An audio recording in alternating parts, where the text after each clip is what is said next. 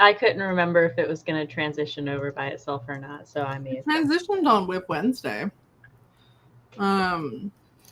Yeah, but I have no idea. I'm now looking at all your things in the corners. Hello. Oh, I'll go set the poll up on my channel, but heyo everyone. This is the book chat where Stevie and I, one of us picks a book that we like and the other one reads it. And then we talk about it. Night Embrace by Sherrilyn Kenyon was my pick, as it was my turn. I will summarize the book as soon as I get my poll up. I'm not talking slowly so that I can do this.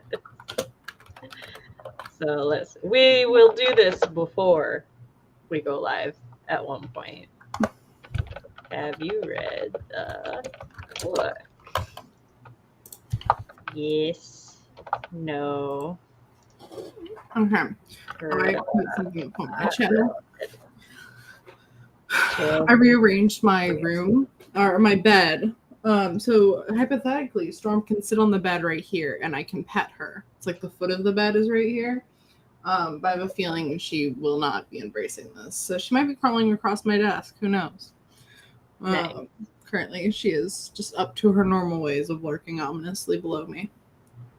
All right. So Night Embrace is, I think, book 3 of the Dark Hunter series. Book 2. Yeah, I'm trying to remember if Julian Fantasy Lover as book 0. Yeah, so this would be the second. Technically, it's the third book, but it's book number 2 in the Dark Hunter series. This one is about an ancient Celtic warrior named Talon and his kind of manic pixie dream girl, very love interest, Sunshine, whom is also the reincarnation of his Irish wife. So he his whole tragic backstory is that after his uncle was murdered, he went and got vengeance and to kill a rival Irish clan, and fucked up because the leader of that clan was Camus? I don't know. Yeah, it's the Irish god of war. It's either Camus. But they were also framed, weren't they, by his cousin or something? Yes, but he didn't know that.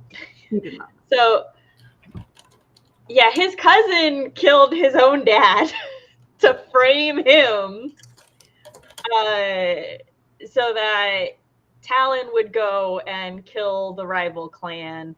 Well, the leader of the rival clan happened to be Camulus's son. So the war god, being a war god, was like, nah, fuck you, you're cursed now. So everyone you love gonna die. And then his wife, first of all, she gives birth to a stillborn, and then she bleeds out.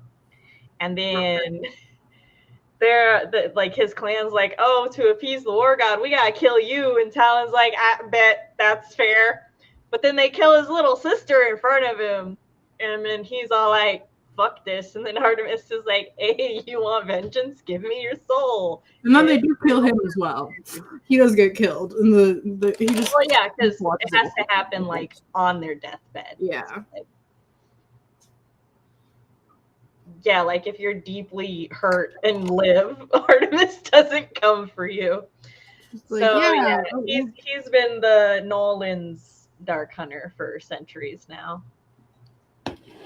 And I will say, I do appreciate that Talon and Sunshine are kind of an interesting pairing in that they fulfill multiple types of romance tropes. They were both virginal in the first life. And then they were both hoes in the second. Yeah. To the point he was all like, oh, I gotta leave after our one night stand. Oh, she's not gonna be clingy, is she? And then she's all like, bye. And he's like, wait, you don't want me to stay? And she's like, oh no, you're not gonna be clingy. Yeah, I did. I was like, oh, that's kind of a fun vibe. And I then wasn't he's loving like, how he was expecting, like, all women beg me to stay. And I was like, ugh. Like, he was ugh. Like, you don't even have a curse. You just think that. he Like, was so bothered. He was yeah. like, And what I do was you like, at mean? least the other men, when it's like, no, I'm actively like super lust after by women, it's like, oh, they have a curse that's doing that. But for him, he's like, no, just women love me, guys. I'm just that good in bed. Yeah, I'm like, okay. But So yeah, I do. I like them in theory and stuff. It's just in execution. Also, I appreciate the airhead representation because I too am a person who's like, oh, I forgot this. Oh, I forgot that. But then, mhm. like, Hi. once they're actually in love with each other, I don't like them as much anymore. And that's kind of sad. And it's not because like they're together. Because as you know, I like reading Yeah, about you power like when couples. people are And I together. like reading things where couples are couples. I just don't I don't think they're better people as a couple. I think they're I better I people didn't have like buddies. they wouldn't they there was no swooning moments for me this entire book for them. Um I bro like Talon. I wanted to like Sunshine. Um but I was so bored every single scene they were in together. In comparison to like cool other stuff happening in the book, every time it went back to the couple, I was like, oh, okay. I will say it wasn't that bad for me. They're like I don't dislike them as a couple. I just get very disinterested in them as a couple, which for a romance book makes me sad. But there, like you said, there is so much other stuff going on, and we're introduced to so many other characters and stuff Yeah. that I think that's part of the problem. Like this is not like this is not they get like a third of the book and this is 2/3 of like the book a is everyone series. else. This feels more like a series intro book than book one does. Yes. And And I'm like, so hey, why? You're not every scene we get back to them is like a little bit of dialogue, some flashbacks, and then them fucking. And I'm like, you're not building up the romance here for me at least. Because I think it takes it for granted that they're like soulmates or that yeah, they're like reincarnation. And I'm like, I still need to. why'd they originally fall in love with each other?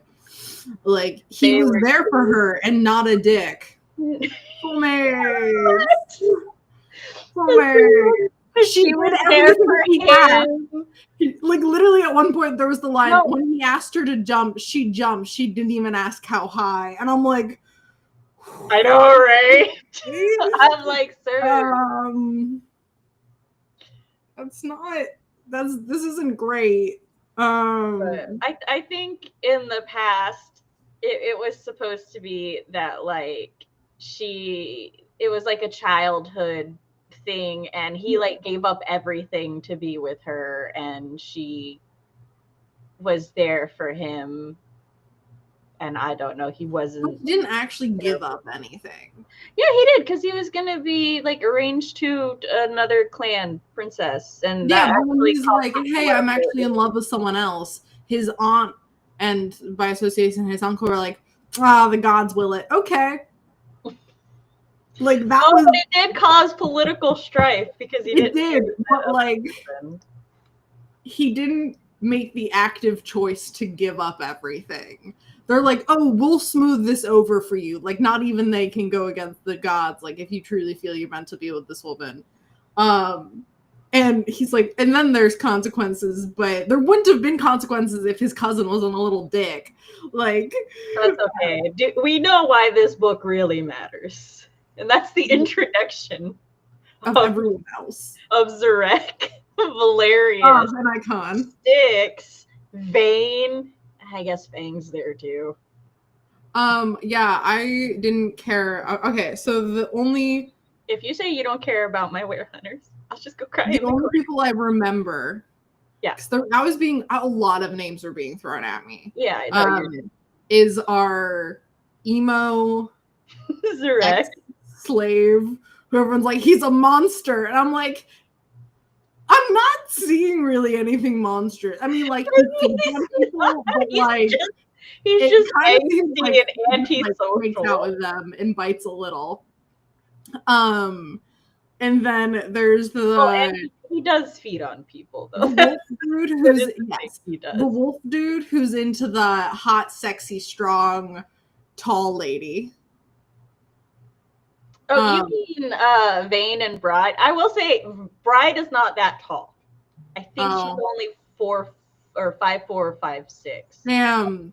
She's not supposed to be representative of somebody who's really tall. Damn. I thought she was tall, and I was kind of here for that. No, Bride is supposed to be a very like the very. She's size 16 jeans.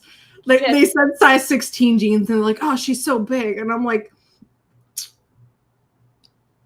"It's fine. I know the style. Like, I'm pretty sure this was happening. This was written like just post heroin. No. What you also have to understand is jean sizes are not the same now as they were. Okay. Then. I did not know that. That's a legitimate thing. Jean sizes have gone down. Okay. Bride is she's supposed to be a bit of a thicker girl, right? Well, yeah, I mean, and so she's supposed to be kind of like a teapot, short and stout. I'm pretty sure it's called an apple body shape, but I don't know. And then so there was that guy who's into her. And he wanted to be like or he like, we're not human, but like he kind of wants to be human. I don't know. Okay, all right. Here's the thing. It's a little complicated with Vane as to what he is. Okay.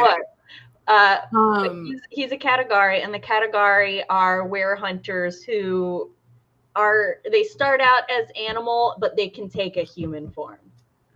Yeah. I forget what the reverse is called. I don't remember, but they explain that in the book. I'm figuring that for chat. And then, so there was that wolf guy. I know there was a other wolf guy, but they didn't really little brother. And then I don't like at least the voice actor who did mine gave Vane and Fang distinct voices. But like Fang doesn't come back in the book after he's introduced, but Vane does. But then they gave Vane Fang's voice, and that bothered the fuck out of me. They're very different characters. Okay, yeah, there was a lot of characters introduced in this book, and a lot of them were like, "Here's this person, here's about them," and I'm like, "That's really interesting. This doesn't matter to our A plot." Or really our B plot right now. You're filling in the world, and that's valid.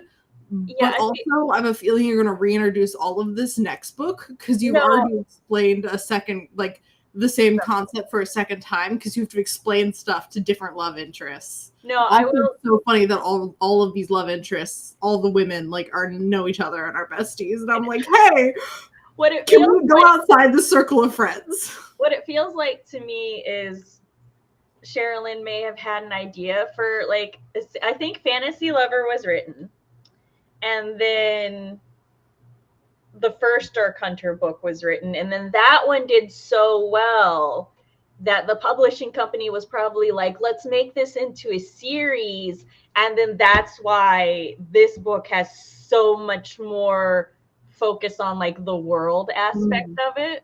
I was looking into stuff, and she sold Fantasy Lover and the first one, Night Pleasures. She sold those two and got those two were written when she got picked up by the publisher. Yeah.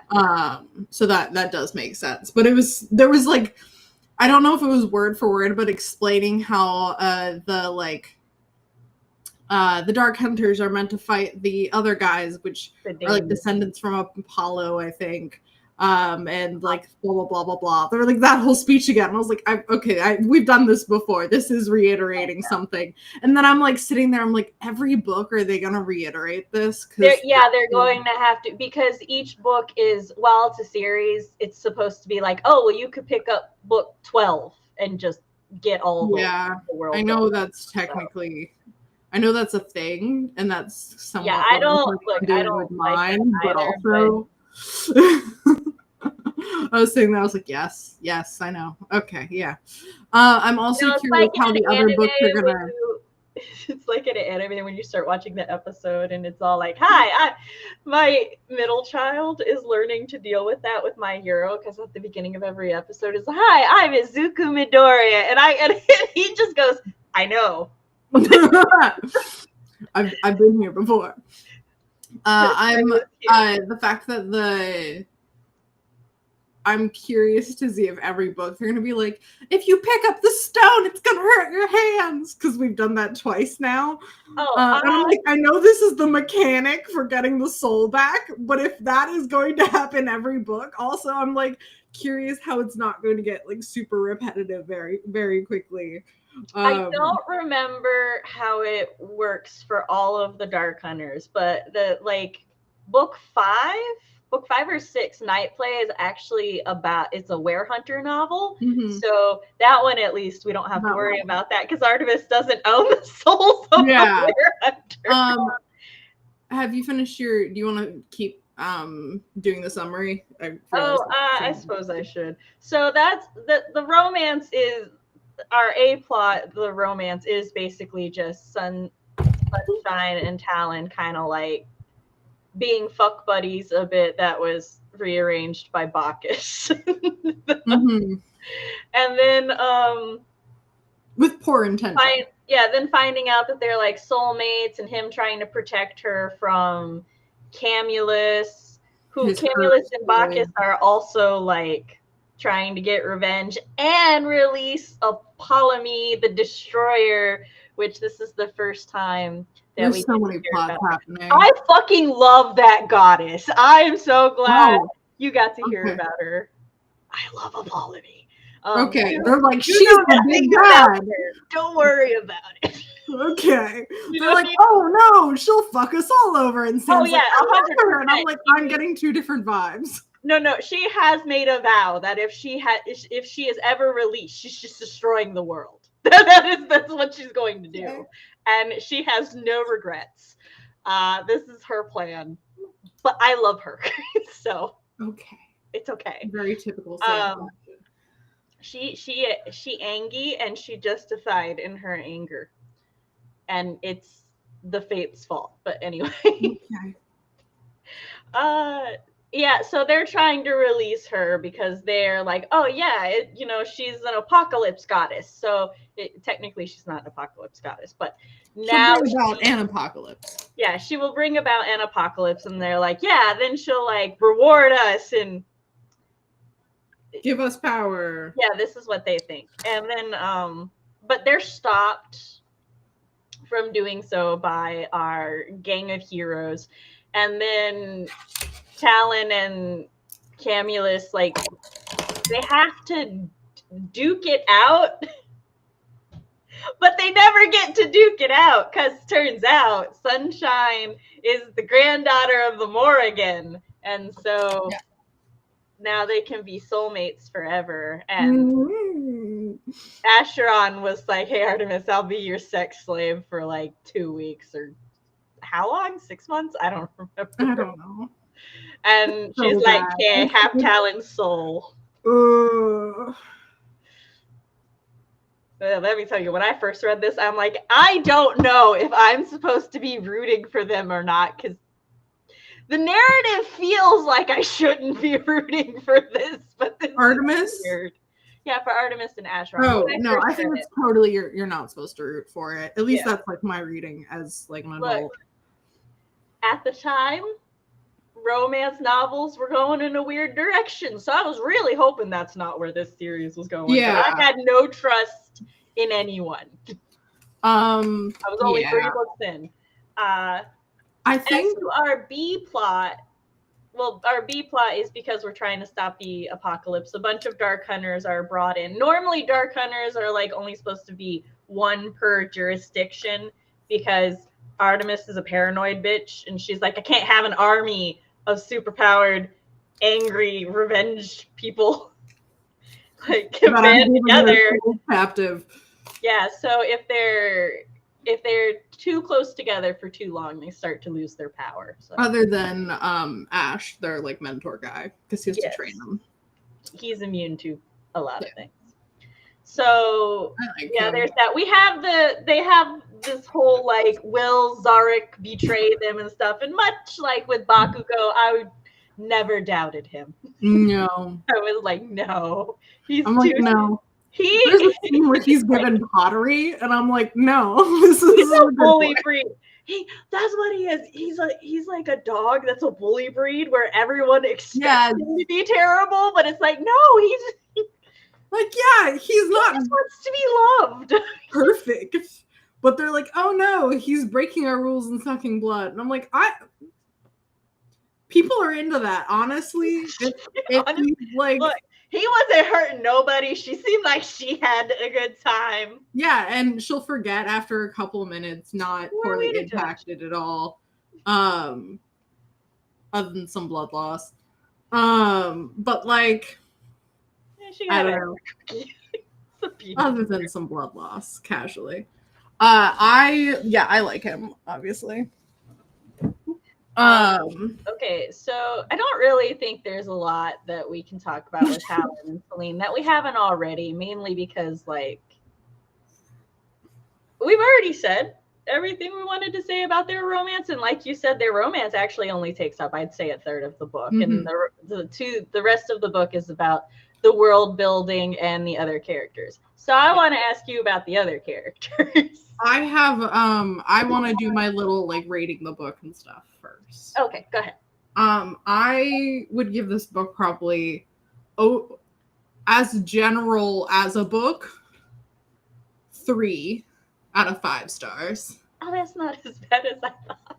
Maybe I'm trying to be objective here. Is it direct? On Charlie scales? Sorry, CV scales. That's how much I. Yeah, maybe like 0.5. Also, I did not enjoy this book. I wanted to. I was like, yeah, you know what? Like, I can be chill with sex. I can be mature. And I was about to say, it must be said that this book, CV did not say anything about the sex until. And admittedly, this is a very questionable.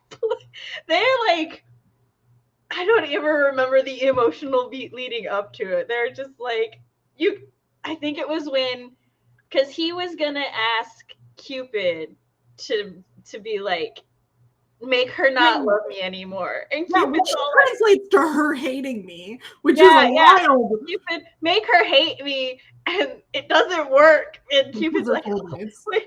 What are you soulmates? And it's like, yeah, your wife said we were soulmates. And he's like, somebody should tell me that. I can't do shit about that. Yeah. So then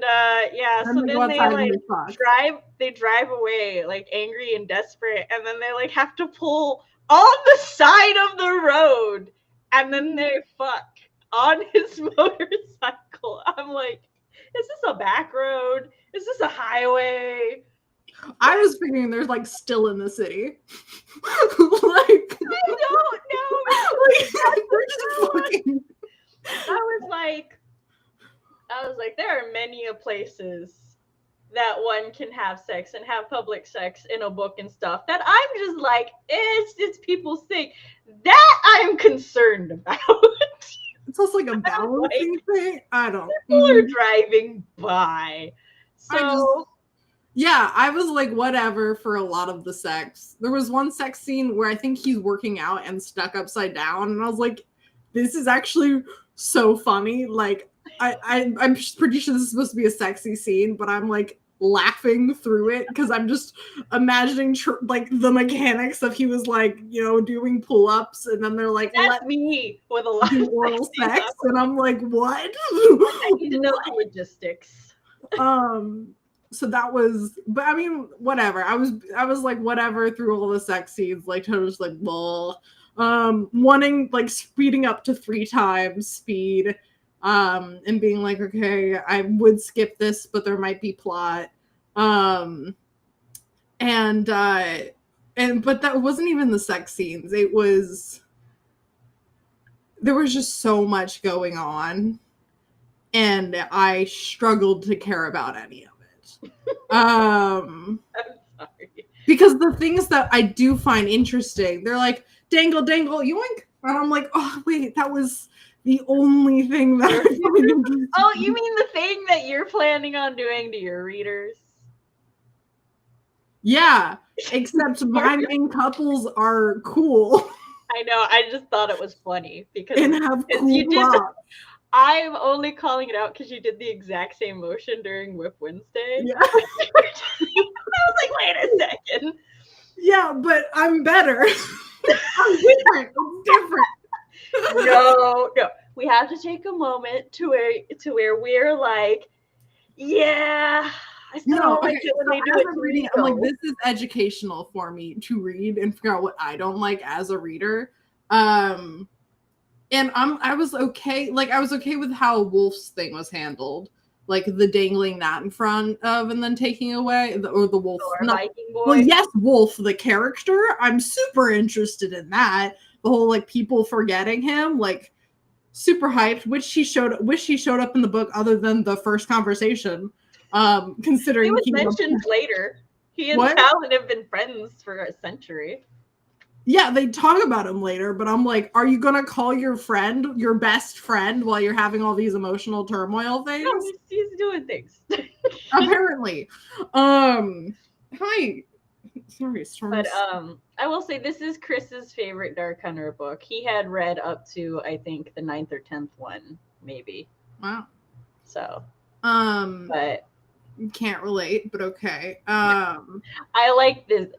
And again, I like this book. I'm not like Talon and I almost said Selena. Sunshine. Oh, but Justice for Poor Bill.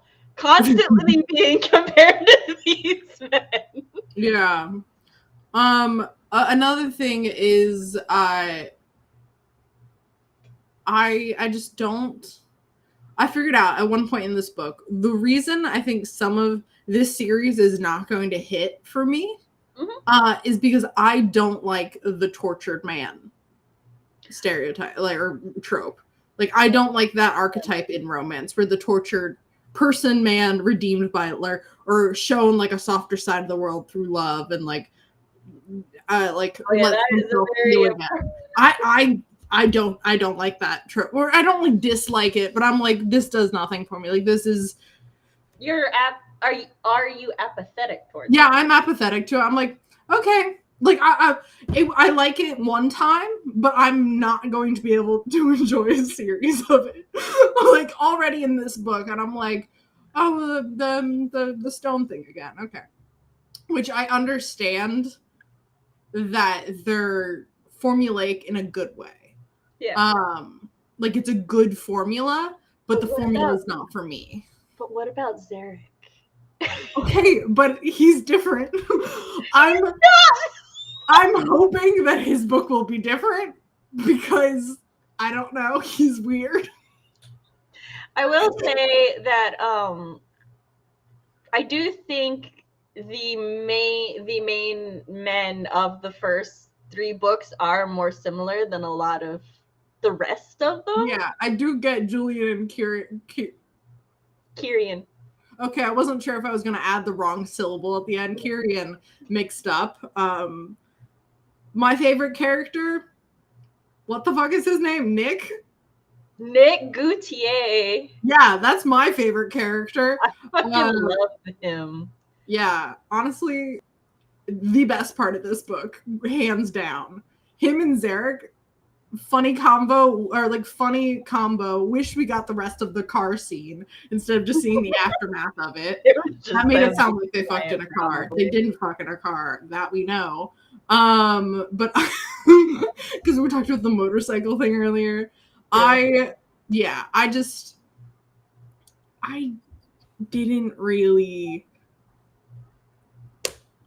wasn't really here for a lot of the things. Like, I think part of that, I was listening to it very sped up, and like the deadline, I hate deadlines. I'm terrible at deadlines of like having to finish it by the end of today. Like, that definitely is cutting down my enjoyment. But I think the like core tropes that this series is built on are just not really my thing. Which is nothing against the book. It's just the books, but it's just like, oh, I'm learning something new about myself. Hi, Storm. Yeah, which is good. I do think that they are my bread and butter tropes, though. Please give me a poor damaged soul give me time travel a million times over the same way, and I'm so here for it. Like every single time travel. Like never. I'm like, oh, amazing. A secret identity, oh, amazing. Guess what? This is just like, okay. Guess what the Were Hunters can do? Time travel. I know. I mentioned it, and I'm like. You're like, I just messaged Sam that I didn't want to continue this series, boy. Yeah. Because there are things about it that I find interesting, but the vast majority I'm just like, okay. Which is why I don't think we should continue Dark Hunter for the book talk. Yeah. But if you're like, hey, I decided to read this book and I got it from the library, I'll be like, bet. I'm going to bring I'm going to pull my mother. And we're going to my family vacation to the beach is next month. And I might have my beach book be the next one, mostly because it's funny. That's the but actually maybe I can't do that because last year at the beach, I was trying to read the Husky and his white cat, Shizun. And there are like sex scenes in that, and my little cousins are like, "What are you reading?" And I'm like, "Whoa, okay." So maybe I won't do that actually. I don't think Zarek has public sex, at least. That's good. I feel like he wouldn't. That's the thing with him. I feel like he's less of the other. He doesn't know what love is. That's great. Love that for him. What love is. For the other Dark Hunters, I feel like our outside impressions of them when they meet other people is, wow, he's so hot and brooding, or he's so hot and suave. Oh, he's so hot and complicated. And meeting Zarek, it's like, oh, that's a fucked up man. That's a psychotic motherfucker. Like, okay, I'm interested. I'm interested because I feel like we're gonna have a different arc there. Hello. I'm like, yes. I have no mental image of him other than like, up to this point of our current Dark Hunters, Zarek has the most fucked up backstory. Oh yeah, it's even from what I know from this book, I'm like, hey, what? What I like, and this is one of the things that always kept me coming back to Dark Hunters, is so Zarek and Valerius are both introduced in this book, right? And they're both Roman. Mm-hmm. And so far we've had Greeks and a Celt, right? Yeah. And this is when the like historical, like the political things go, right? Because nobody wants Valerius there because he's Roman. And not just because he's Roman, but because his grandfather, who was also named Valerius, is the one who tortured and killed. Yes. Kira. He just popped back in. I did notice that. And I was like, yes. Oh, that's so there's already that. And then we kind of get that like Zarek has a special animosity toward Valerius too throughout the book. But also he's just kind of so it's like, is it really that different? But then at the end, Valerius, Zarek's like, what up, bro? And I shave. Like, what? Hold on. The sudden reveal of a lack of facial hair. He's like, wait a second. Your eyes. He's like, getting rid of the goatee changed a lot for me. Which is wild. Like, the fact that you didn't see the resemblance. Shave, it can change their entire identity. No, but like watching someone grow up, I guess he didn't see Zarek as a person. He did talk about it. Like hundreds of thousands of years. But they saw each other when they were alive. Yeah, but that's different, like with the ages and stuff. And there's Oh, I didn't know the age difference of those two. Yeah, it's also there's a lot to it as to and as it said from Valerius's point of view, he didn't actually stop to get a good look at Zarek until that point. Yes. Because like this is all at night and stuff, and Valerius is like has been avoiding because there's the Greeks that want to kill him, and the Celt that is friends with the Greeks. So Valerius is pretty much just like, I just need to get my paycheck. So that yeah, I don't know why I'm stationed here. But do they do warriors from pre-Greek times? This is the second one. And Zarek being top 3 is valid. What are your other 2 top ones? Yeah, who are your other 2? I think I fucking hate Artemis. Which sucks because I love Artemis. Let me finish what I was gonna say. Okay. So I like that already we're introduced to like 2 people, and because we're given Valerius's perspective, where it's like it's totally valid that Zarek would hate him and everything, but also like there's a different side to Valerius's story. So even though we're going into Zarek's book next, where it's going to be 100%, like bias against Valerius. Yeah. We're also given enough for Valerius for us to keep our mind open for when we get to Valerius's book. Yeah. Right? Oh, yeah. And there's a quote from my favorite male lead, and his quote is, just because you had it bad doesn't mean I had it good. Yeah. Yeah. And I think the series does a really good job with that. Mm-hmm. I have to say Talon has a lot of patience with Sunshine, given that she lost. I wanted to like bring that up. She knew his wallet had like $700 in cash, and she just left it unattended. I'm like, I could never. God, I would feel so absurdly shitty about that. And he's just like, she's like, oh, I'll buy you new pants. And I'm like, give him his money back. You lost his wallet. I was wildly disappointed by the Talon suppressing his emotions mechanic. I thought it was going to be bigger or something more than it was. Like, oh, when he has emotions, his powers go away. And I'm like, okay, that's like where he has to suppress his emotions. And I was thinking like he was like the reason he wasn't getting angry at first was like he has like some magic spell that like dampens his emotions. And then I was like, oh no, this is just a fucking like state of mind shit. Sure, I just taught him repression. Like you guys just fucking meditate poorly. You're like the Jedi, but worse. And the worst consequence Talon dealt with because of this though was just he limped for a while. He twisted his ankle and then he had sex on a motorcycle. So what was really that bad? That wasn't in the same time frame. Yeah, I'm like, oh, this could be a really interesting mechanic, like falling in love with someone when you have like a magical barrier on your actual concept of feeling. And then that wasn't what it is. The office sex with the sound dampening barrier doesn't seem as bad now, does it?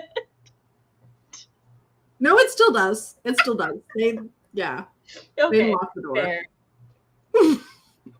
Yeah, no, I still hate that actually. If everyone just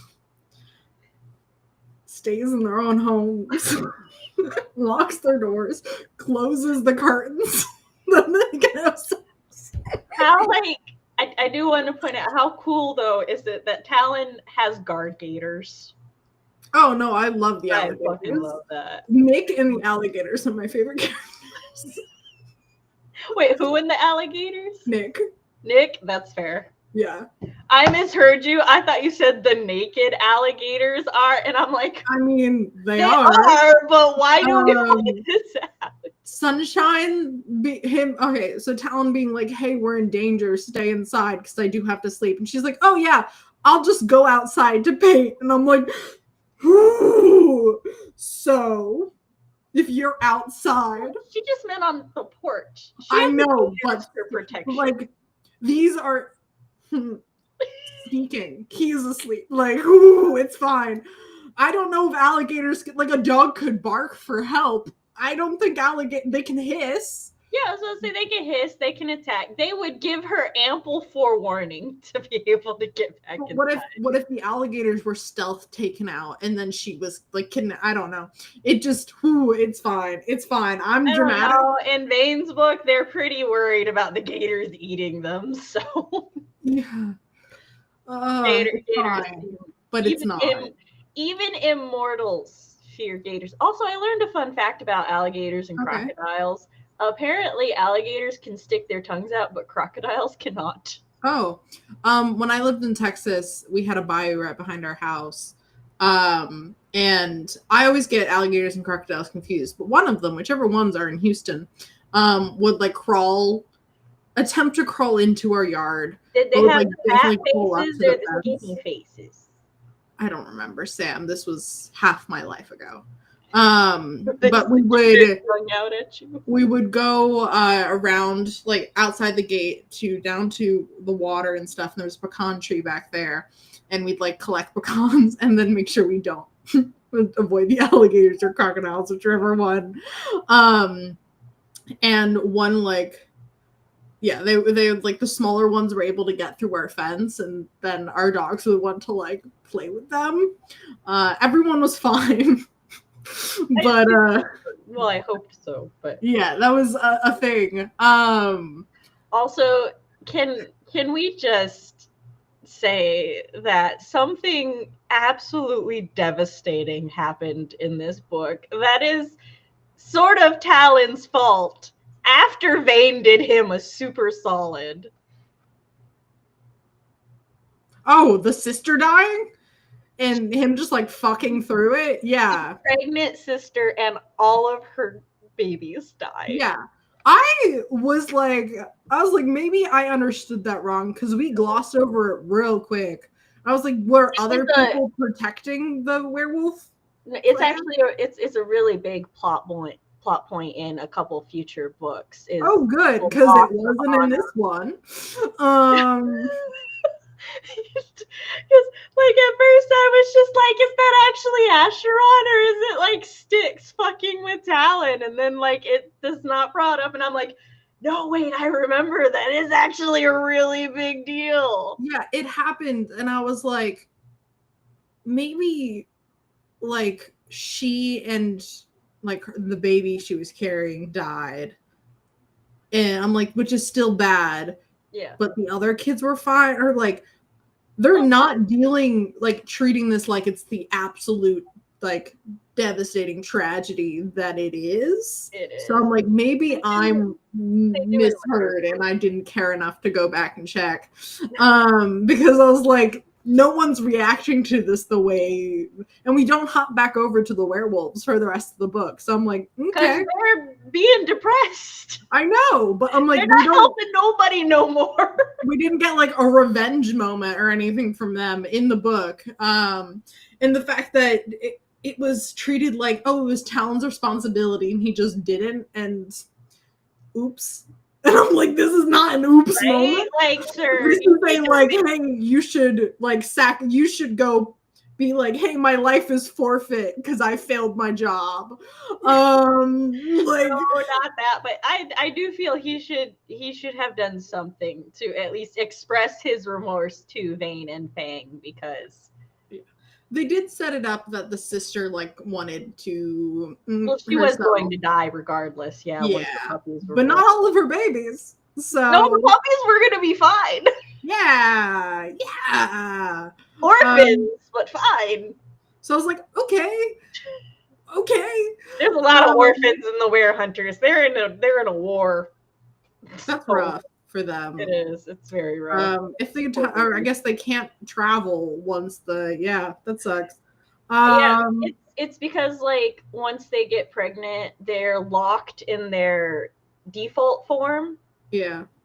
Yes. And using the magic and stuff is dangerous for the babies. So There was a line near the beginning where Talon says it to Acheron right after Styx first showing up and goes, and I wrote this down, "There's not a man on earth that looks like you." And I was like, so we do know that's not true because you already met his double.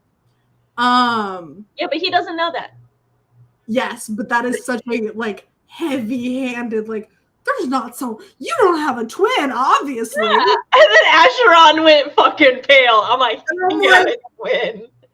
Okay, like, so I already knew that Styx was Acheron's twin from us talking in the past, but I'm just like, that is the line. So I do, like I said, I wanted to talk to you about some of the other stuff.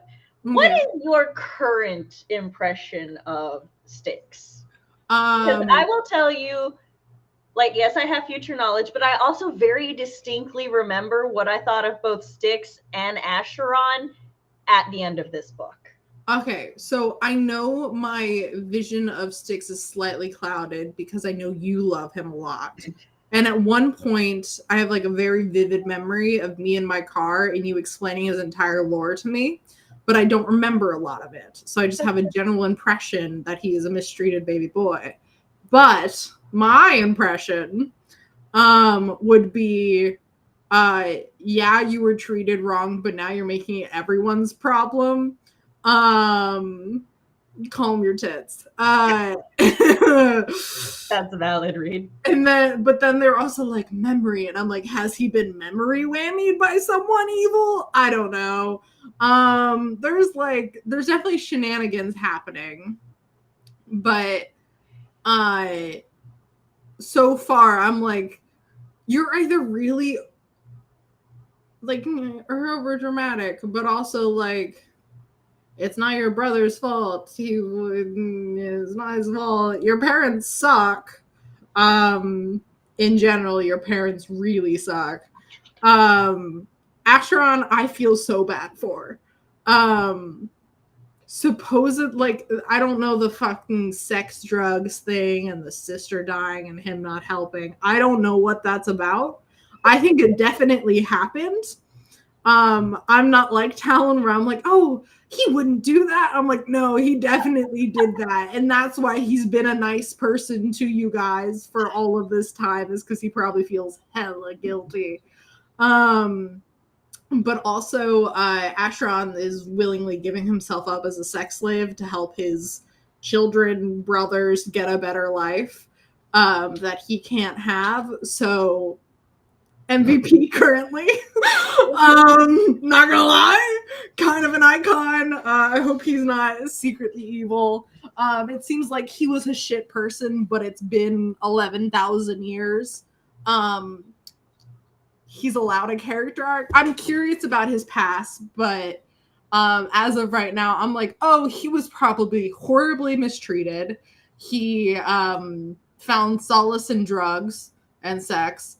Don't know what the fuck with the sister thing was. Maybe he thought he was hallucinating because drugs, or if he was on the crazy sex drugs, he was probably having sex hearing his sister get murdered because crazy sex drugs. Also, I don't know how the sister treated him. His parents were dicks. His bound by soul twin brother thing.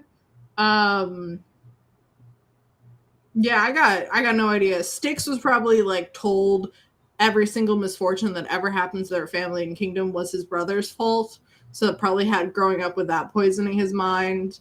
But I don't really know who he is as a person other than right now someone who was, you believed that. And I don't know what Acheron did to deserve Styx's hatred other than existing.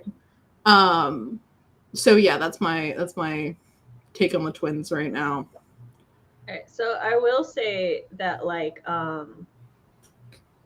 this book is one of the longer on average books, because that's one of the things I was looking at. Well, is the average book is between, it looks like they range from like 6 to 10 hours. Acheron's book is 24 hours long. That makes sense. Styx's is 31. That also makes sense. They have a lot of time they've been around. You gotta get 11,000 years of plot in there. And it does seem like their stories affected everyone else's stories. I will say, so when I first read this book, I was like, I did not like Acheron. I didn't like Acheron in the first book. I didn't like him in the first one. I still didn't like him in this one. I was like, look, I think it's hilarious that you guys know this about me. I'm mildly rebellious. And the narrative and the characters were working too hard to tell me that I should love this really cool character. And I was like, no, I don't trust his ass. I don't know what's going on. I'm feeling it's almost the reverse. Like, I feel like the characters being like, we trust him so much, but the narrative's like, he's hiding something from you. Don't trust him. No, I don't think the narrative's trying to say don't trust him. I mean, in this one, a little bit, it's like, oh, well, there's some, but I feel like it's more trying to tease the reader, where it's like, oh, he's got a dark past and stuff, and oh, it like hurts and affects him, and Styx is like using this against him and everything, and he's trying to, you know, hurt and undermine, but like, because Acheron is so amazing, his dark hunters know that like he can't be anything like Styx is describing. And what I got from Styx by the end of this book is, look at this suicidal boy.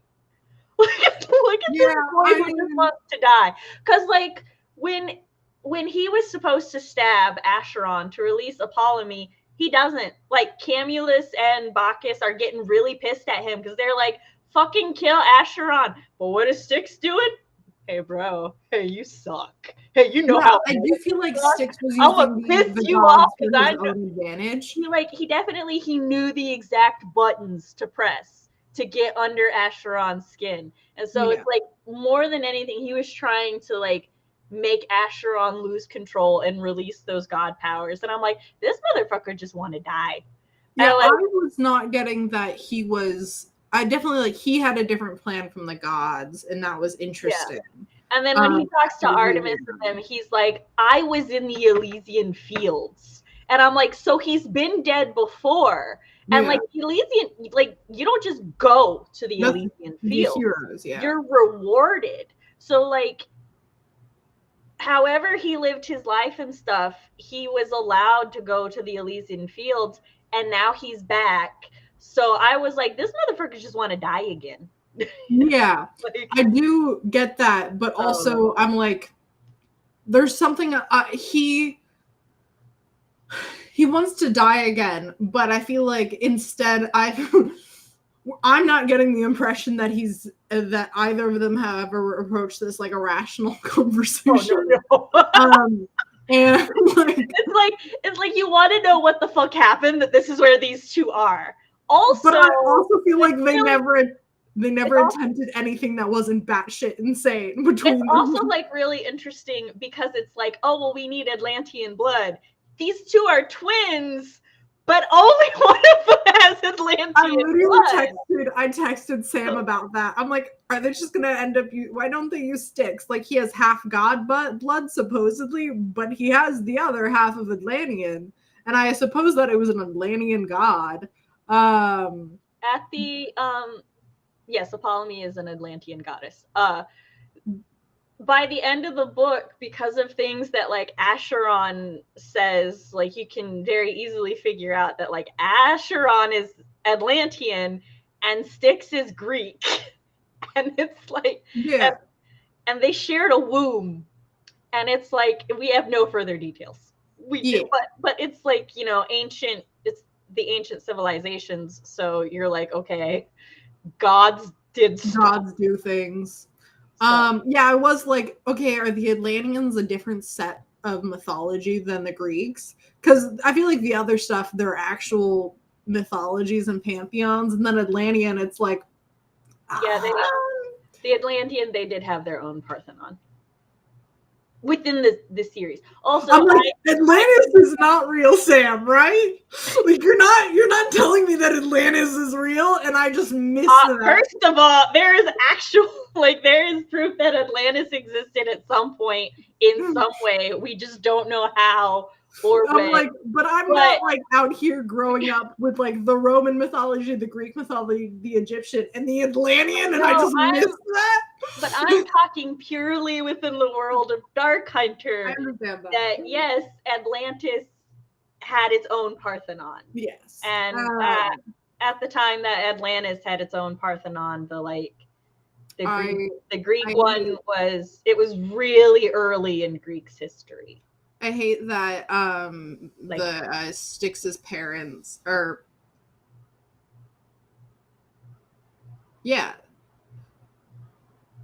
Styx's parents did the whole thing where it's like they're the dad's like, another baby, you cheated on me with a god, and I'm like, y'all live in the time of gods. You know how fucking fucked up they are. Who knows the god didn't go like, baby, or like, I don't know, a million other things they could have done without your wife having cheated on you. Like maybe the god pretended to be you. That's never happened before. Anyways, I'm sorry. I have opinions. Just didn't fuck everybody, like. Yeah. About gods. Also, there was something that was slid into this book that like I thought weird when I first read it, but then immediately forgot it because other things. But like with my future knowledge, I'm like, oh, that cookie crumble foreshadowing. Part of me is sitting there like they named Acheron after the river, blah blah blah, and then they're like, why'd you name Styx? Did you name Styx after the river? But why did you not choose like Sunshine or fucking Sunshine, Flower Baby Lovely? Like why'd you choose a depressing ass name for your other kid? Both of them after the rivers of death and woe. I'm like, come on, this is the kid we hate. We're gonna name them bad. I guess the other one also gets a Death River. I don't know. I'm judging these two parents. Oh, you should. You should judge. I'm like, I don't know you, but every line you guys have said have been really concerning, and I'm pretty sure you two are the source of all of the problems. Not all of the problems, but a lot of the problems. Make things better, no.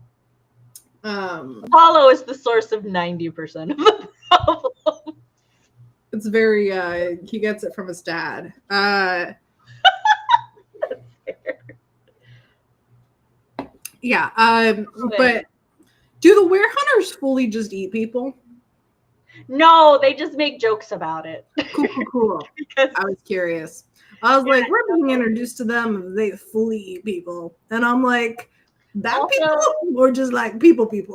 They're like drastically different kinds of werehunters too. Like in this book, we've met wolves, panthers, bears. There are dragon werehunters. There's dragons? Yeah, there's dragons. Why don't they just get called dragons? Why are they werehunters? They're just dragons. Sorry.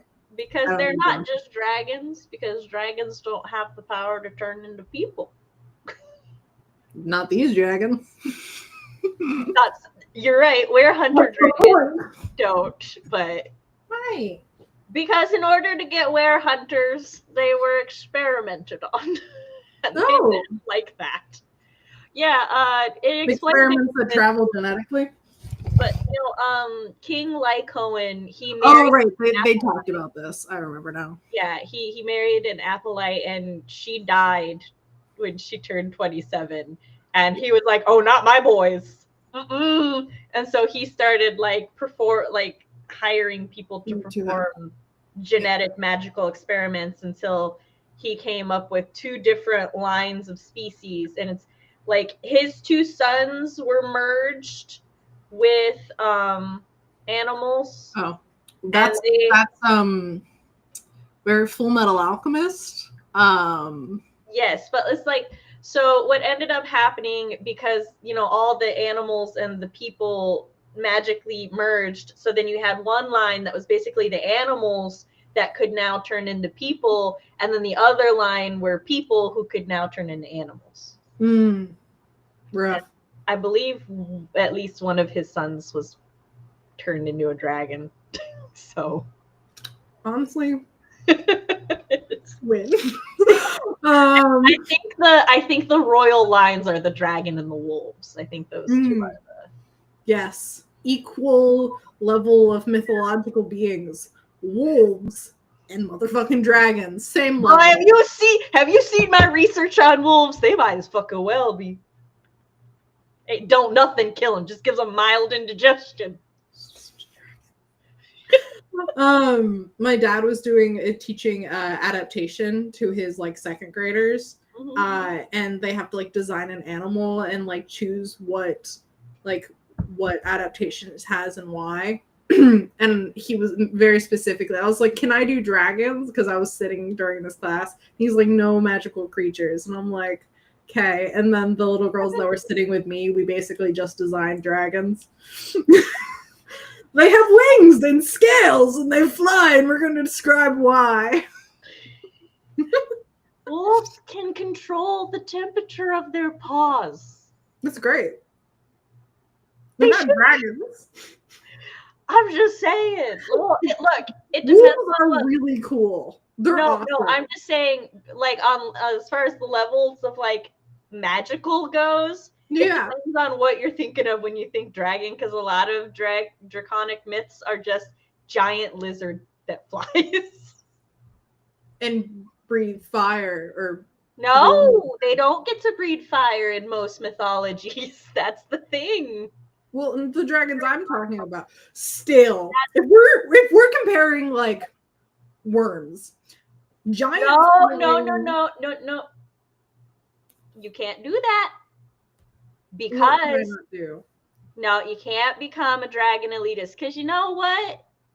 The word Naga is actually far more accurate to the vast majority of draconic myths than the word worm or dragon. I was saying dragon myths fit under what is classified as a Naga than other things. I want to do a let's talk on this after I figured that shit out. But no, I'm just saying, if we are comparing magical levels of things, you have to be like, okay, so what is a dragon in Sherrilyn Kenyon's world? Because like when we're talking about like real life wolves, show me another fucking animal that can control the temperature of one part of their anatomy. Because you know what? Mine turned into icicles, and I can't make them warm. I think wolves are very cool.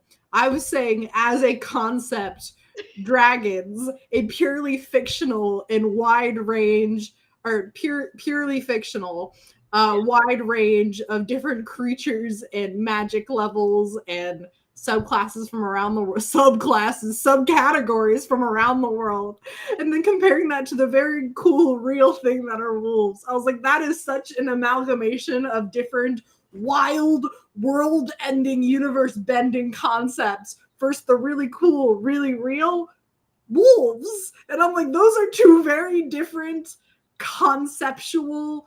I'm just saying, wolves aren't even in like my top 5 or maybe not even my top 10 favorite animals. I've just learned that those motherfuckers just don't go down. And now I'm terrified. I'm like, this is why werewolves are indestructible. So that's fair. My favorite were hunter, though, is not a wolf or a dragon. Is it a bear? No. Although the bears are good. Is it a panther? He's a hybrid. He is a leopard and something else. I was going to go cat next, which counts as he leopard. Is a cat. Yeah, he's a wild cat. Okay. And he isn't all there, and that's fine. Okay. Right, so he was extremely mistreated, okay? He hates people. He has a pet parrot, though. A parrot? He has a parrot, yeah. Okay. Yeah. Would you like a parrot? Too bad. You don't get a parrot. I don't want a parrot. I have to look up what he is. His name is Rin.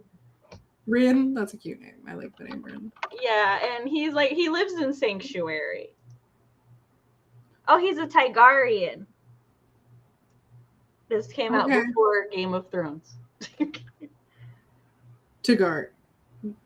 A tiger, like a tiger, like he's half tiger. Half. Okay, I'm like, That's not how it's pronounced in Game of Thrones, is it? Or am I blanking? Oh. Ren is a Tigard, a forbidden blend of two animals, snow leopard and white tiger. Oh, I love snow leopard. Damn, I can understand how the animals got each other confused. They were both very white big cats. Well, big cats. No, what happened?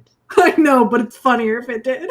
No, the Fates were... See, the Werehunters are kind of fucked in so many different ways. Oh, like, what a surprise. Sam's favorite thing is the ones that are kind of fucked. Anyway, so I'm letting this get so off topic because this is technically our last book talk about Dark Hunters. So for now. The Werehunters,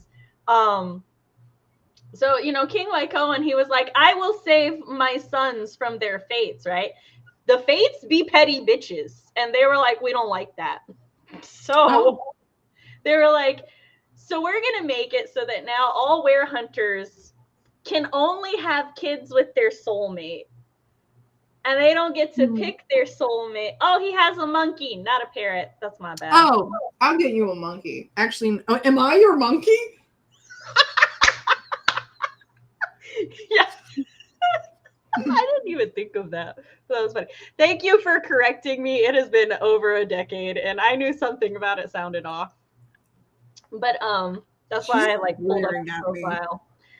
But I'm not your monkey. Yeah, so the Fates were gonna be like, you know, we will we'll pick your soulmates and stuff, and that's the only person that you can like have a kid with, right? Okay. And if a female rejects their male soulmate, he becomes like not only infertile, like he can never have sex again. He's a dud forever now. She can still have sex. She can't have kids though. So just because they don't want to be in love. Actually, soulmates in this universe seem like, you know, universe bending kind of magical powers. Yeah. Okay, back to the actual book real quick, just because I remember something that it's that I want to say. Oh, it's a spider monkey specifically. Sorry, go on. Oh. Does that mean I'm Spider-Man? I'll be okay with that. We'll take the regeneration powers, please. Regeneration powers. The reveal that, haha, you can't hurt them because they're related to this goddess. The Morrigan. I texted you and I was like, I fucking hate this. This is so fucking dumb. I dislike last minute reveals like that. And I'm sitting there like, hey, could you not have told them beforehand when we spent this entire book with Talon being like, I can't love her because she'll die. She'll be killed by this god. I would like to say that, like, while I do think there were hints and there were cookie crumbs and it was foreshadowed, I absolutely detest a forced delayed reveal. Like you were saying, this could have been something like she could have told her, she was like, follow your heart. And by the way, I'm a god. And like, you're a demigod. I was like, well, actually, because it's like a high priestess or something like that. Yeah. And then they're like, no, that's a whole ass god. And I'm like, yeah, it's like it's one of those things where it's like you could have like gone forewarned, right? Like Grace. Was it Grace? No, Amanda. Amanda went in forewarned with the knowledge. But like we were in Kyrion's point of view, so the reader still didn't get the knowledge, and that I'm fine with. Yeah. So like it could like, well, we're taken out of her point of view before shit hits the fan anyway. Yeah. So like she could have gone in with the knowledge that she's like, okay, and you know we could have stayed in Zurek's perspective where he's like, oh, she touches the thing, and like Zurek notices the medallion, and then he's like, wait a second, right? So like. It's just, it didn't have to be a reveal for her, even if it was a delayed reveal for the reader. And or even if it's would like have had more respect for her if that were the case, because like if she like gave him his like, oh, you're not cursed anymore, but you still have to relive the trauma you've been trying to avoid reliving. I'm like, yeah, I like not to, but like along with the. You saying like the forced reveal? I had a forced reveal in my book. Forced delay. It's forced delay reveal. That's what I meant. I had like forced delayed reveal in my book, and I was like, this is dumb, and I changed it. And then I'm like, oh, okay, this is something I don't, because I love a reveal. I love secret identities. I love secrets. But I was just like, it feels cheap. It does. And it makes it feel cheap, and it makes it feel unsatisfying. Because it's a cool thing that the fucking goddess was like, okay, fine, I'm not letting this happen to the like people or the humans I care about again. I'm just going to be a part of this line. I will bring it up that in defense of Sherrilyn herself, I know, especially from reading a lot of her later books and reading interviews and stuff that she did once she once she had the traction and stuff to get control over her like publishing contracts and stuff, that with a lot of her early books, especially her Dark Hunters, the editors and the publishing company had a lot more control over them than she did. And so there was a lot that was like taken out of her early books, and she was forced to change quite a bit.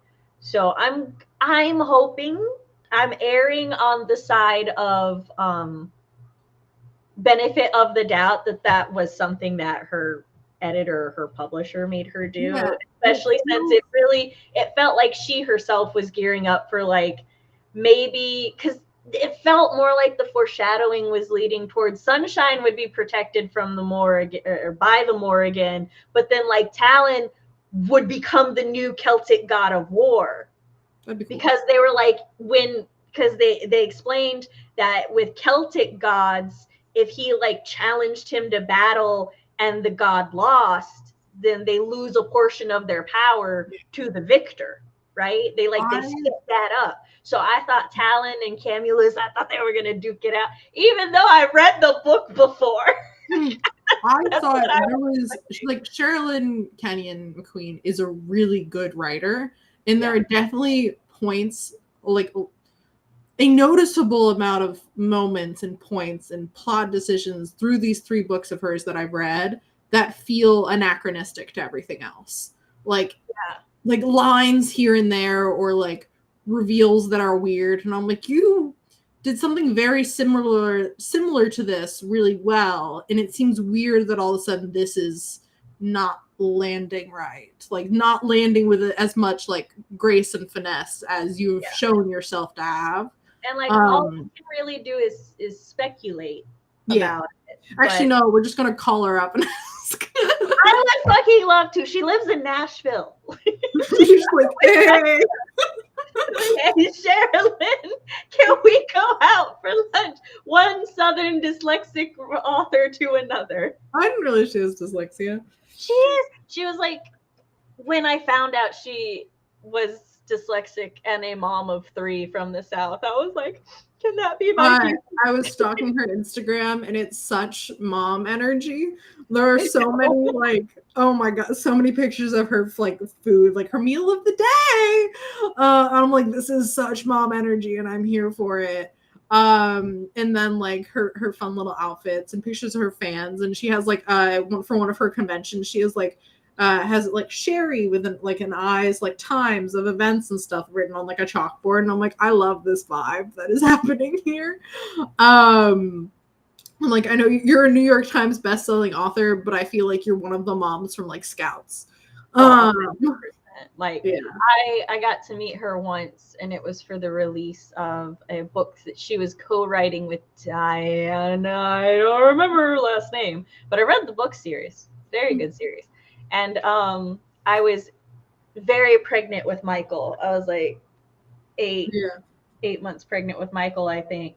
And I was wearing heeled leather boots because I would be caught dead before I was not in heeled leather boots at the time. Honestly, me in high school. I mean, still me most of the time. I wear my athletic shoes now for chasing my nibblings, because migraine Sam, not quite as skillful in the boots. But either way, so we're standing in line so that I can get an autograph, because I brought I bought a copy of the book that they were actually doing the event for, and I brought one of my other books that I really enjoyed by her. And we get to the front of the line, and she's like, "Oh my God, I saw you from all the way back there," and I felt so bad. Like, I know I made this decision. And we were like, "We appreciate you so much. Are you okay?" Because they saw I was so pregnant in the heels, and I'm like, "No, I'm fine. It's really nice." And I bet you being so pregnant was like extra pronounced by you being an absolute twig. Like, oh God, it was a pea in a straw. I swear I'm not one bend over from popping. We good. We have another month. But yeah, she and Diana had such mom energy when they. Yeah, it was definitely. I was like literally like went up and rechecked whose account I was on when I clicked on it. I was like, did I just click on some random like Southern mom? I was like, no, because this is the author. She goes to Dragon Con every year. Mm-hmm. I want to go. It's always my birthday weekend. Her kids, her grandkids, her daughter-in-law that she just refers to as her daughter. Nick is old enough to have kids. Yes. Nick is her oldest. I think it's Ian that has the kids. Oh. From stalking the Instagram. I was getting slightly confused. There was a lot of children that looked vaguely the same. At first, I thought they were her kids. I was like, how old are you? These are babies. I was like, oh, you're just saying babies as like they're your babies, just like once removed, but they're still yours. Yeah, she has 3 or 4 sons. I think 3. I think 3 too. Yeah. But Nick he's her oldest, and the only reason I know his name is because of Nick Gauthier. And he is named after her son. So that's fair. The best character being named after her son. It's very. I think Ian's older than I am. I mean, probably they were all in high school when I had my kids. Yeah. Just by a couple years, I think, though. Hi.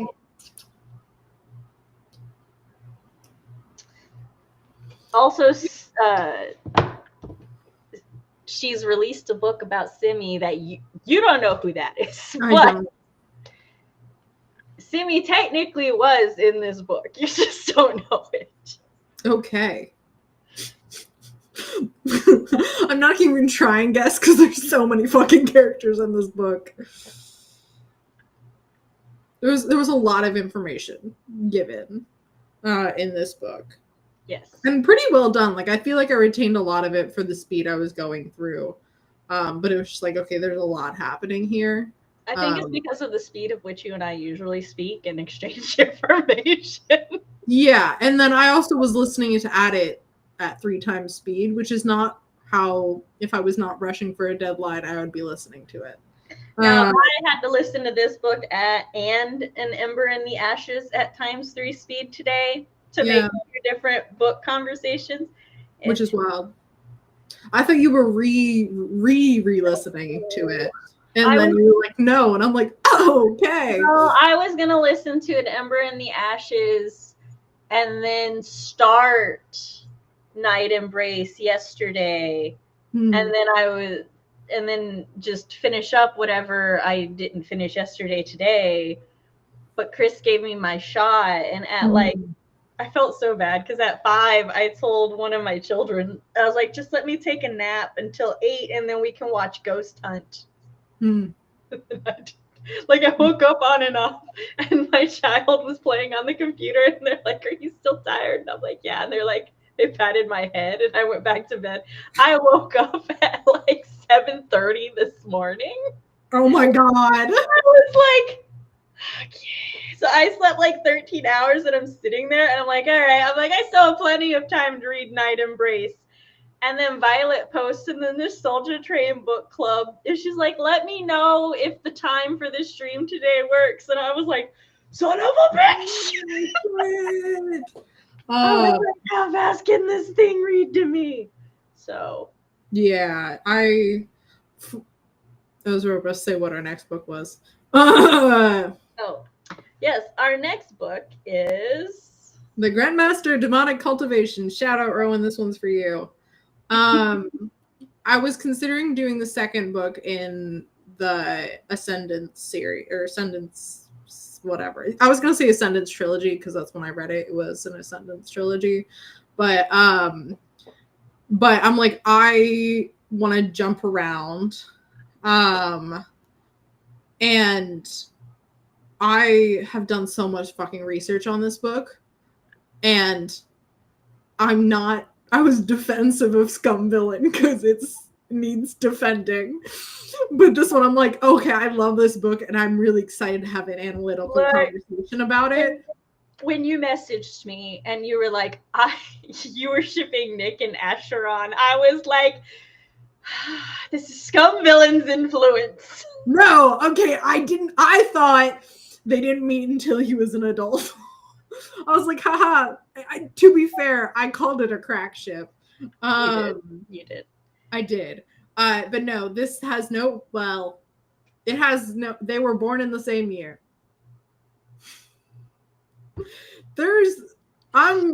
Anyways, I'm not even defending this book. I love this book. I think it's a really interesting study on censorship and adaptation. I wrote a final paper on it in college. I think I can go back in Rowan and I's texts and find my because I was texting Rowan as I was reading it for the first time. I think I can go back and find that. Have you read the official English translation? Yes, I have. Okay. I have read the official English translation. And this one is it's very well done. And then I watched the animation show and the live action one, and seen their censorship laws. But there's not censorship laws in the book. Whoop whoop. There weren't any in my book either. No, there weren't. I almost wish there were. Hold on, Bookworm. Sorry, go on. You can answer Bookworm's question. Okay. Well, unfortunately, I don't think so because CV messaged me that she doesn't think. I don't know. I'm getting very mixed feelings from her because she started this book and she started the book for today, and she's like, lovingly, I don't think I can do another Dark Hunter. And I was like 40% through this book, and I was like, I don't know if I can do this again. And I was like, okay. But then she's like, the more she read, the more she's like, I kind of want to read Zarek's book. Yeah. So I don't know. Right now, I don't have. Yeah, We're right now. Take a break though. Well, yeah. Look, we took a break already, but I'm just like, I need one of these like every couple months. Yeah. Okay. So I was doing one every third or fourth month. And that's so valid. I have such apparently a limited capacity for this. And I'm like, my thing is, okay, so what I texted Sam in all seriousness is I have to be in a very particular like mindset and mood to be enjoying these books. I know that mindset's not horny. That's just wanting a very like intense type of romance.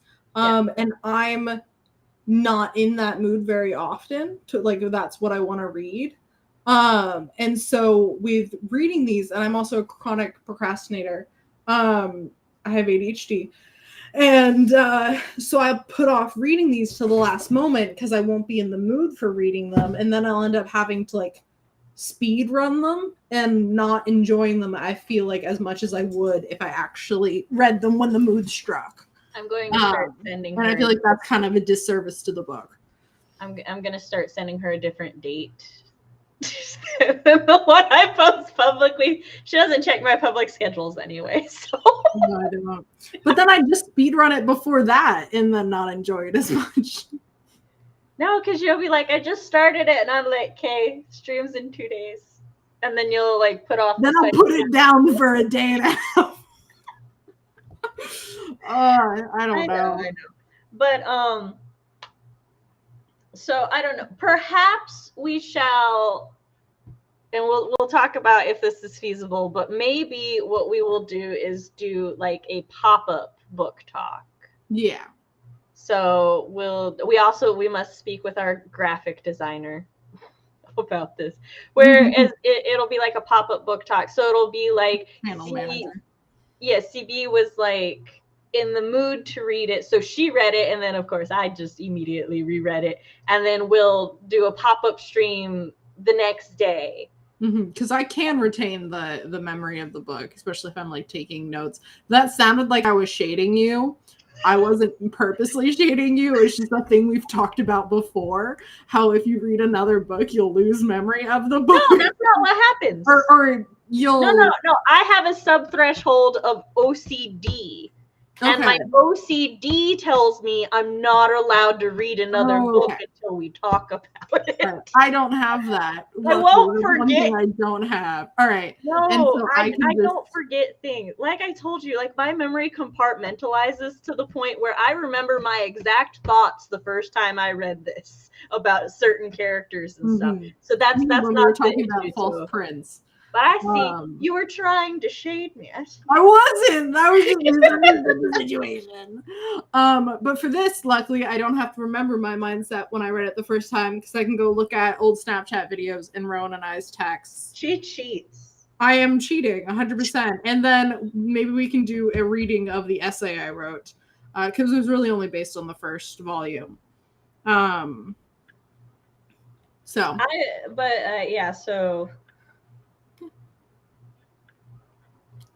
that's our next book. As per chat's interest and request, we may start doing the pop-up book talk for specifically certain books like Dark Hunter right now. And then I had something else to say. This is by the same author as Scum Villain. Yes, it's. I don't know. I'm excited. It is a sensation in China. Like it. There's this one is sets and stuff. We always have this one in stock at conventions. Yeah, it is, and it's a fantastic book. It should be. I love a lot of the tropes in it, and so I'm excited to. I wish. Yeah, never mind. I'm not saying that. I'm excited about this one. I think if this is the one I think it is. My mom really likes them, but she says that she gets confused because of all of the reincarnation because sometimes their names are really similar. So everyone in this book has 3 names? That's the one. My mom really likes this book. She's just not 100% certain she knows who is who. I did the but like, do you understand how good a book has got to be for somebody to like it? Yeah. It's them. I did the first I think when I was reading the first time texting Rowan and being like, hey, is this person and this person the same person? And Rowan's like, no. And I'm like, fuck. Because there's also all the clans, all of the people have the same like Fear not. I will assign everyone their own name. And I won't never have to worry about it. I don't even remember. I think I called Wei Wuxian like my boy, and then I called Lanzan our boy. When I was talking to Rowan, I was like, my boy versus our collective, or like your boy, because this is your favorite and this is my favorite. My sister and I, we watched the anime Pumpkin Scissors. Okay. We got through the entire anime. We know none of the characters' names. Not a single fucking character because we just renamed everybody. After I finished this, I went to read fan fiction. I'm like, I have no idea who anyone is. I don't know. I need 2 sentences before I figure out who you are talking about. And it's like, it's gotten worse. It's gotten worse as I've gotten older with migraines and stuff. I'm like, I don't remember. I understand why Sherrilyn's names are so simple now. It's so I can remember them. And part of it, I listened to this book somewhat. Like I listened to like a fan audiobook recording. And so I didn't know how they were spelled either. When I went to the fan audiobook recording to the actual reading it, I was like, oh fuck. I don't know if you noticed I spelled Zarek's name like 3 different ways because I don't remember. I was just matching what you wrote I and know. not even know how to pronounce his name. I was like, oh, it's that guy. Oh, Zarek, I'm very excited for you to read just more of the series, especially the farther into the lore we get. So I was just gonna be like, it can just be me and you, but Bookworm Jellies is so excited too. Now I'm like, no, it must be for the people. Yeah. I know for Grandmaster, our entire chat is just gonna be Rowan coming in with very niche fun facts about the series. Because this is how Rowan and I became friends. Was this series? I walked into one of the like public halls at our college. We had a class together, and they asked for a ride back from town because I was one of the only people on campus with a car. So I went and picked them and their friends up, and I didn't really know them that well. And I was gonna drop them off. But I like walked inside with them for some reason, and then they like turned this on. And I was like, what is this? What are these pretty men in long flowing robes? So I will also say that I have picked out the rest of my books for the rest of the year. Oh, go you. I haven't. I had to fix my list after, because originally I had a Dark Hunter in there, and then now he's gone. But it's fine. I replaced him with Demon in My View. Okay. Which, now that I realize, I replaced Dance with the Devil with Demon in My View. I think I'm going to do a couple children's books. See, the thing is with mine, what are some books from your past they really enjoyed? Go back more than like 5 years, and I was a child, so. Hey. Either that or old man fantasy. That's basically what I read as a kid. Look, we're going to delve into Child Sam too, but also a lot of new things. I don't think any of my book picks has sex in it until maybe December, but I picked it because it's a cozy Christmas one. Okay. And it's queer. Amazing. All right. Absolutely nobody in my poll has read this book. Oh, let's see if anyone answered mine. Oh, I got one person that said yes and one person that said here for the vibes. Oh, Bookworm Jellies is in my chat. Hi. I just assumed they were in yours. Liz was also in mine. I just assume everyone comes from your favorite.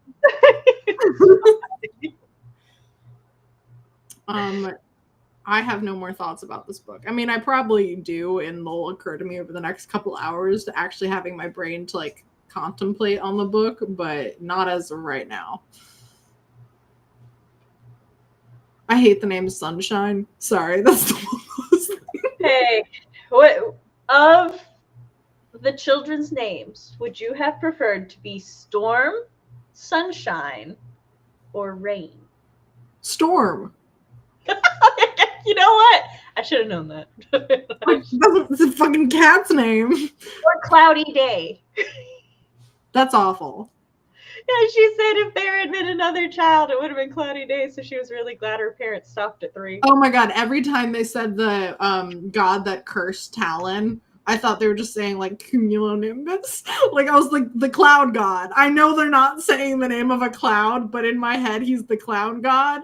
And I just need you to know this entire time when you've said it, when you've mentioned him, every time I've mentioned him, in my head to like my brain to mouth filter, I had to move out of the way saying the cloud god. I 100% see how you got that, but yeah. Again, I'm hearing it on 3 times speed, and I'm like, it's the guy, and I'm like, okay. Cumulonimbus. So right now, whose background are you most intrigued to learn about? Not just like whose book you want to read, but whose background are you most intrigued by? These are all really depressing backgrounds. Yes, I do believe the way I describe this series is no, I knew. This is rough. Yeah. There are no happy backgrounds. Nick. No. Oh, girl, no. His is not happy either. We've got that. I would have to say His mama had him when she was like 15. She Yeah. worked in a strip club. I would say Acheron, just because his background directly affects Styx's. And then he's been dangled as a like mysterious figure for every book so far. And I'm like, okay, I want to know the reveal of that mysterious thing. And because it spans such a long time period and it's like very lore heavy, hopefully. And not just like 24 sad. hours of lore. I mean, it's going to be sad, but I feel like at least with Julian's, it was, hey, this bad thing happened for a really long time. But it was a fairly simple bad thing that happened. So I'm like, oh, maybe the sprinkling of lore will help mellow out the utter devastation of whatever happened in the past. Yay!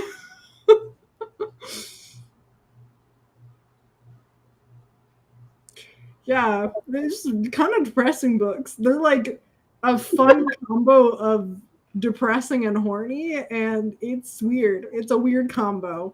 It's They like, hey, are kind of tear up, and then we want to get you wet in a different way. And it's like, They're- hey, no, they're like horny hurt comfort.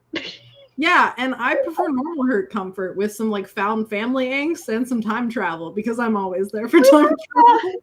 We have found family angst and time travel. You're just not in those books. Well, I mean, every Dark Hunter book is a found family book, but yeah, I wish we had more found family and less romance. we're getting there. I mean, Acheron was with the baby. I forgot about After I'm holding a baby, I'm like, amazing, revolutionary, show me more. Acheron and Nick, and I'm like, amazing, revolutionary, show me more. Really, anyone would do? You're being sarcastic. No, I'm not. I actually want more content like that No. rather than just like fucking. No, it's the revolutionary sounds sarcastic, and then the show me more sounds genuine. Yeah. I mean, it feels revolutionary because everything else is kind of drowned out by he sunk himself into my wet, pulsing heat. And I'm like, okay. She made him hurt in places he didn't know a man could be sore. Yeah, and I'm like, I don't know what those places are. You've been having sex for so long. What about this random woman? Not random, but like this woman who wouldn't have that much sex. I mean, like, I assume you slept with like master courtesans or something like that, like in your really long lifetime. Yet this one lady who's in her 30s, like she's longest she could be having sex is gross to think about it, but tops 20 years, hopefully. Like, what? Hey. This is where you're sore. Sorry, I'm just. I don't want to think about the sex that much, but I'm also thinking about the sex so much. Bookworm Jellies is right. No, is Acheron hornier? Well, that is a complicated answer. But also, I don't want to read his because I know there's going to be so much like. There's some heavy trigger warnings for Acheron. Yeah, and that's another thing about this series where I'm like, don't love that kind of stuff in my reading. Like, I understand it as a plot device, and I'm okay with it every once in a while being a plot device and stuff. But I'm just like, I started reading a fucking like fic yesterday. I'm not gonna say what it is because it's so much goofier. But and they're like, oh, here we're putting this like, you know, content warning kind of stuff in there, and I'm like, oh, I don't want to read about this. Like, this is, yeah, no thanks. There's so many other stories out there, and this is just not what I'm. Yeah, no, I agree. with that, when I started reading Dark Hunters, and the fiction at the time, all of that was like everywhere. And Dark Hunters was actually kind of a breath of fresh air because women were not the targets. Yes. And it was both fascinating to read it where women were not the targets, and where it was not a joke that men were. Exactly. That's what that was the big thing, because like with sexual assault and stuff like that, it was very much either women were the targets or men were a joke with it and stuff. So I really appreciated how Sherrilyn handled those topics and stuff after having read it be so misused with men being the targets, and just having to read about, like, even in today's fiction, women are like, but I do understand, like, so for me, one, I'm desensitized to it at this point. I'm just like, it's just a thing. But I do like I said, if I had remembered that it was in this book, I would have warned you, because I remembered that it was in the first book. I mean, I assumed it was going to be in this book because the entire relation between Artemis and Acheron, but yeah, but I forgot. Okay, let me tell you, when I think of Talon and Sunshine's book, I don't remember much of the book. They had a full sex scene. Because I did actually skip through some of the Artemis and Acheron sex scene. I literally just as you should. I know. I'm not listening to this right now. Or ever. There was nothing plot related going on. Yeah, that's what the thing. I skipped ahead and I'm like, no, she's just being an asshole. Okay, she's still being okay, all right, they're talking about plot. Okay, they're not talking about plot anymore. And that was basically how I went through it. Yeah, but it just, I've read it a lot in things just because existing and seen it a lot. But I'm just like, if I'm ever presented with the option not to, or if it's the story is so good that I'm like, okay, this is compelling enough where this thing that I don't want to read about is within it, like I'll keep reading, or it's like beautifully done or something like that. Yeah. This is not, I'm not enjoying this series enough where I'll put myself through not reading something about something I enjoy or anyone enjoys reading about for it. So I will say I am not defending Acheron and Artemis's relationship at all. There is a very complex set of dynamics that goes back, like dubious consent. And it goes back like 11,000 years, and it's just I don't ship them. No, God no. But I do find them fascinating. Yeah, it's an interesting dynamic, but I'm like, okay, I'll read a paragraph about it. I'll if it's not happening anymore, but it's actively happening as the timeline takes place. So I'm like, oh, I'm not going to get a resolution healing journey from this. This is just witnessing it happen, and it's continuously happening for a book. And it's like a sacrifice that he's willing to make for other people, and other people not even knowing really what's going on. And I'm like, okay, this is just sad. So anyways. He is a sad boy. He is sad. All of them are. That's the point. And that's also not my vibe. The Amazonian queen, she's badass, though. You haven't met her. She's sad too? She's a dark hunter. They're all sad. Exactly. That's what I meant. I was just saying she's badass. That's all. They're all badass. She hooks up with a burr. Good for her. But yeah. That's my thoughts on Night Embrace. Also, I feel like it should be called Day Embrace because they're always fucking during the day because he can't go out during the day. So they're like, oh, what are we going to do all day? Let's fuck. I'm like, no, at night they're not embracing. They're actually doing shit. Let us fight the publishing company. Yeah, I'll fist fight whatever company published this. But, all right, we should go ahead and wrap up then.